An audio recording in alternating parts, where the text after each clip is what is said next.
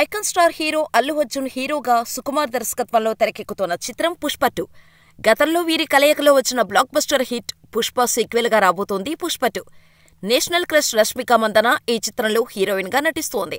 మలయాళ నటుడు ఫహద్ ఫాజిల్ బన్వర్ సింగ్ పాత్రలో నటిస్తున్న సంగతి తెలిసిందే. ఈ సినిమాలో తిరుపతి గంగమ్మ జాతర సన్నివేశాలు ఉన్నాయని, ఇదివరకు రిలీజ్ చేసిన టీజర్లో బన్నీ లేడీ గెటప్లో కనిపించిన యాక్షన్ ఘట్టాలను చూశాం.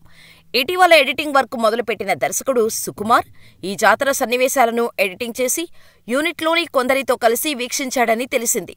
ఈ జాతర సన్నివేశాన్ని దర్శకుడు సుకుమార్ హైదరాబాదులో అల్లు స్టూడియోలో ప్రత్యేకంగా వేసిన సెట్లో దాదాపు 30 రోజులకు పైగా చిత్రీకరించారట.